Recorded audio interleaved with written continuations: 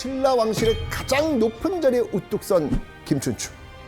이제 복수의 대상 의자왕에게 칼을 겨누는 일만 남았습니다. 의자왕은요, 신라의 대야성을 함락시킨 이후에도요, 신라를 맹렬하게 공격하면서 정복 군주로서 정점에 우뚝 서게 됩니다. 그런데 655년 이후 의자왕의 국정 운영 방식이 크게 변하기 시작해요. 신라를 맹 공격하며 우위를 점했다고 안심한 걸까요? 의자왕은요, 외부가 아닌 백제 왕실 내부로 시선을 돌리기 시작합니다. 자, 의자왕이 한 일 한번 보시죠. 태자궁을 수리하였는데 대단히 사치스럽고 화려하였다. 왕의 아들 41명을 좌평으로 임명하고 각각 시급을 내려주었다. 좀 변했구나. 그니까. 느낌이 좀 오시죠, 이제? 네. 의자왕이 아들들에게 최고의 관직을 주고 시급, 특정 지역에 세금을 거둘 수 있는 혜택을 줬다라는 내용입니다. 자, 그렇다면 여기에 숨은 의자왕의 의도는 무엇일까요? 자기의 세력을 좀 세게 만들려고 했다. 좋아요. 자신의 뒤를 이을 태자를 위해 후계의 구도를 공고히 하려는 거였죠. 또 왕자들한테 높은 직급과 시급 혜택을 주면서 왕족 중심의 세력을 확장시키고 왕권을 더욱더 강화하려는 의도가 숨겨져 있습니다. 그런데 의자왕의 이런 시도가요, 부작용을 일으키기도 합니다.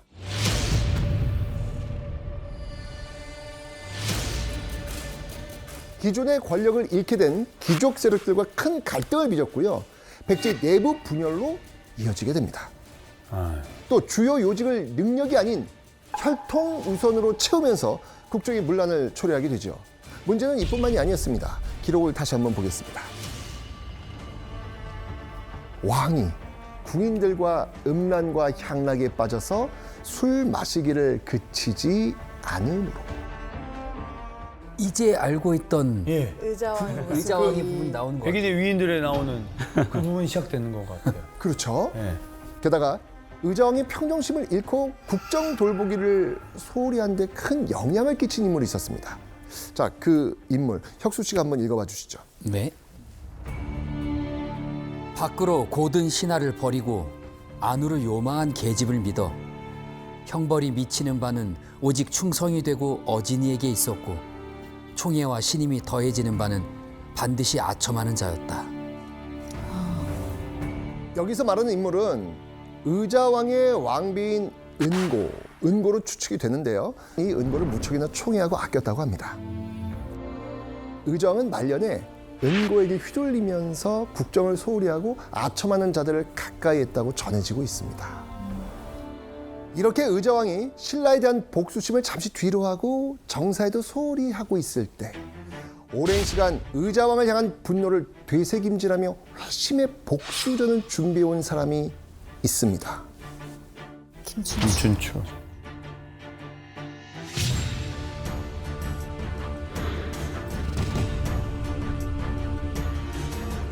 대야성 전투로 딸을 잃은 지 18년이 지난 660년, 58세가 된 김춘추는 삼국 통일의 서막을 여는 한반도의 운명을 결정지을 결투를 준비하고 있었습니다. 자, 김춘추가 당나라와 성사시킨 동맹의 이름이 뭐다? 나당동맹. 바로 나당동맹의 그 나당연합군이 백제의 숨통을 끊어놓기 위해 출격을 앞둔 상황이었습니다. 신라 장군 김유신과 당나라 장군 소정방을 필두로 한 나당연합군의 규모 어느 정도였을까요? 당나라가 있으니까 어마어마할 것 같아요. 어마어마했을 엄청 컸을 것 같아요. 그렇죠. 네. 김유신이 이끄는 신라 군사는 5만 명, 소정방이 이끄는 당나라 군사는 13만 명, 합치면 무려 18만의 대군이었습니다.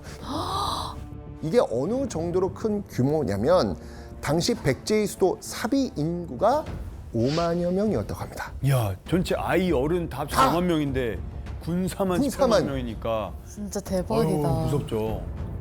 군사수만 자그마치 3배가 훌쩍 넘는 겁니다. 기필코 백제를 끝장내버리겠다는 신라의 김춘추의 의지 느껴지시죠? 네. 교수님, 그러면 의자왕은 나당 연합군이 자기들을 침공해 올 거라는 걸 모르고 있었던 건가요? 예, 모르고 있었던 것 같습니다.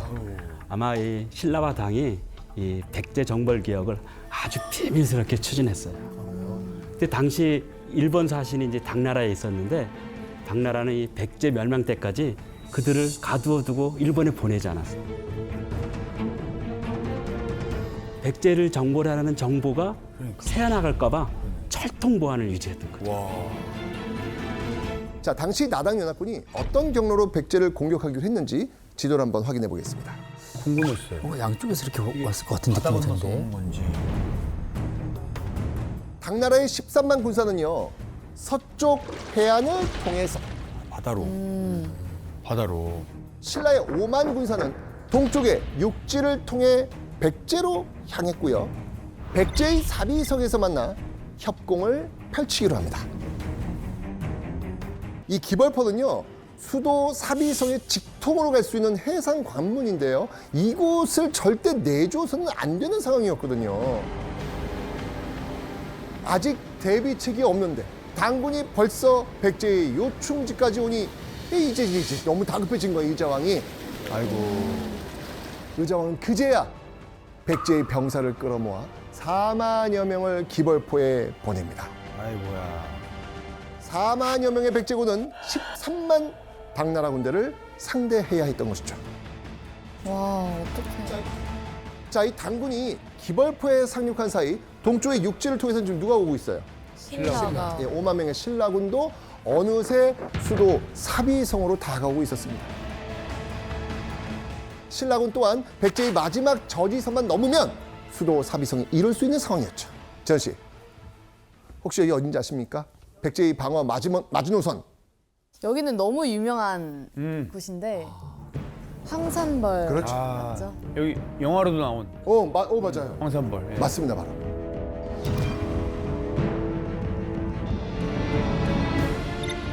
황산벌하면 지금의 육군 훈련소가 위치한 논산시. 네, 논산시. 이 황산벌이 뚫리면요, 그냥 사비성, 수도까지 그냥 고속도로를 터주는 셈이라서 백제는 매우 위험해지게 됩니다. 더 이상 물러설 곳이 없었던 의자왕은요, 특단의 결정을 하죠. 나라에 국군이 걸린 철체절명의 순간, 가장 용맹스러운 백제의 장군을 황산벌로 출정을 시킵니다. 자, 황산벌하면 딱 연상되는 사람이 있는데 도대체 누군가요? 설마 황산벌의 계백 맞서 싸운 관창 역사는 흐른다. 맞나요? 맞습니다. 맞아요. 맞습니다. 네, 바로 이게 이때구나. 그렇죠. 바로 계백장군. 그런데 신라군이 5만이었잖아요. 백제 군사는요, 신라군의 10분의 1 단 5천 명뿐이었습니다. 너무 많다. 어이구야. 13만의 당군을 막느라 백제의 주력 부대가 기벌포에 가 있었기 때문에 신라군을 방어할 수 있는 군사력이 부족할 수밖에 없었겠죠. 그렇게 계백은 신라군의 10분의 1밖에 안 되는 5천 결사들을 이끌고 격전을 벌입니다. 이게 바로 그 유명한 황산벌 전투인데 5만 대 5천이라는 수적인 열세도 불구하고 계백의 5천 결사들은 신라군은 무섭게 몰아붙이죠.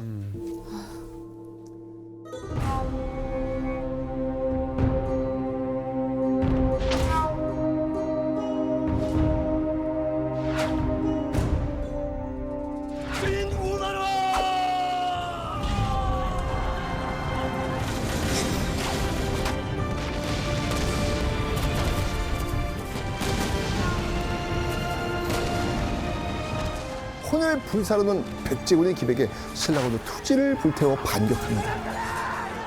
아, 근데 수적으로 너무 불리하니까 무서웠을 것 같아요. 얼마나 무서워. 아이고. 할 수 있는 게 없잖아요. 아이고야. 치열한 접전의 결과는 어땠을까? 백제의 패배.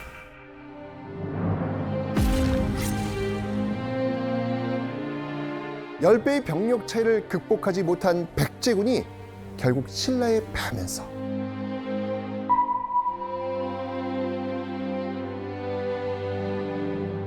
자, 그렇다면 기벌포에서 13만 당군과 맞서 싸운 백제의 주력 부대는 어땠을까요? 바다를 뒤엎을 정도로 수많은 당나라비들이 연달아 도착하면서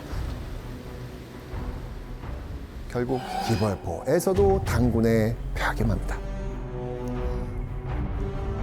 각각 황산벌과 기벌포에서 백제군을 격퇴한 신라군과 당나라군은 660년 7월 12일 백제의 사비성을 무너뜨리기 위한 최후의 공격을 준비하죠. 그렇게 위기에 빠진 의자왕은 결국 고민 끝에 이런 방법까지 행하게 됩니다. 백제의 왕자가 또 상자평을 시켜서 제사에 쓸 가축과 많은 음식을 보냈으나 소정방이 거절하였고 의자왕이 여러 아들이 몸소 좌평 6명과 함께 앞에 나와 죄를 빌었으나 그것도 물리쳤다. 그러니까 의자왕의 아들들이 나서서 우리 좀 용서해달라 이렇게 했는데 그쪽에서 다 그냥 거절한 거죠. 아유, 의자왕은 관료를 시켜 당나라 장군 소정방에게 물량 공세를 하고 의자왕의 아들들은 제발 군사를 좀 물려주십시오 라고 요청을 한 거예요. 이렇게 백제의 몰락을 막기 위해 애썼음에도 당나라 장군 소정방은 끝내 거절했고 나당 연합군은 포위망을 더 바짝 조여옵니다. 자, 그렇다면 이 수도 사비, 이 수도가 함락당할 수도 있는 절체절명의 위기에서 의자왕은 과연 어떤 선택을 했을까요? 항복해야죠. 지금이라도. 항복. 일단 사비를 빠져나가야 될 것 같아요. 왜냐하면 에너지가 지금 사비로 집중되고 있기 때문에. 본인만 살겠다. 아, 이게 아니라 일단 살아야 나라를 지킬 수 있잖아요. 그죠. 예. 맞습니다. 의자왕은요 태자 효와 함께 피신합니다. 의자왕은요 사비성보다 좀 더 위쪽에 위치한 지금의 공주인 웅진성으로 간 겁니다. 일단 도망가야 돼. 의자왕이 태자 효와 웅진성으로 떠난 사이 사비성에는 방어를 맡을 다른 왕자들이 남아 있었죠. 그러니까 이를테면 전략적 후퇴였던 거죠.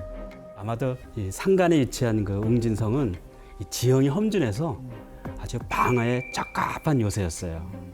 그래서 아마 의자왕은 웅진성을 제2의 지휘부로 삼아서 나당 연합군에 대항하려고 했던 것 같습니다. 자, 그렇다면 의자왕은 과연 방어에 성공했을까요? 쉽지 않을 것 같은데. 네. 웅진성으로 떠난 지 5일이 지난 7월 18일 의자왕은 결국 항복을 선언합니다. 너무 많아요. 네. 자, 그런데 여기에는요 의도치 않던 반전이 숨겨져 있었습니다. 사실 의자왕은 항복할 생각이 전혀 없었거든요. 네? 자, 그럼 의자왕이 의도치 않게 항복을 선언한 이유는 무엇이었을까요?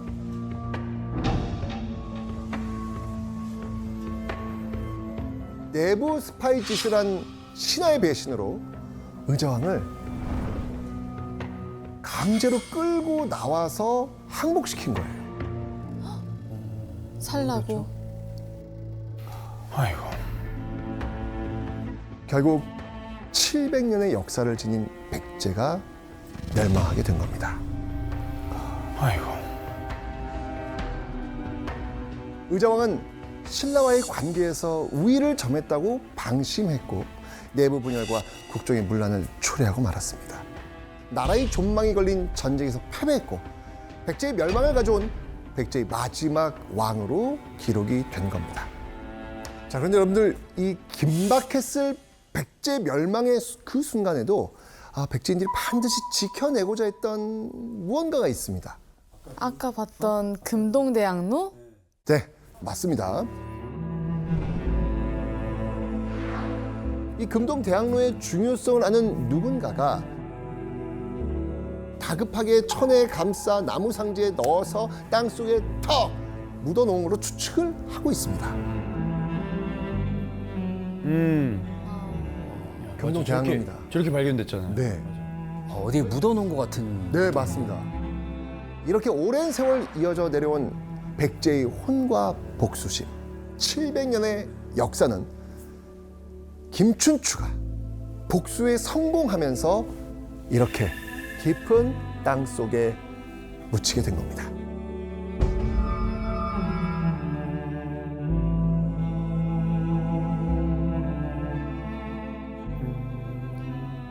이 길고 길었던 라이벌전의 승자 김춘추는 백제를 멸한 직후인 그해 8월 2일 신라의 승리를 자축하는 축하연을 열어 군사들을 위로합니다. 자, 삼한일통 대업에 광영이 있으라!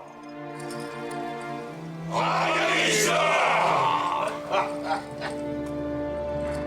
그리고 이 자리에는 김춘추와 질긴 악연으로 이어진 한 남자 의자왕이 끌려 나오게 됩니다. 마치 초라한 죄인의 모습으로 김춘추의 처분을 기다렸죠. 그때 김춘추가 술잔을 들며 의자왕을 향해 한마디 툭 던집니다. 한 잔 따라 보게.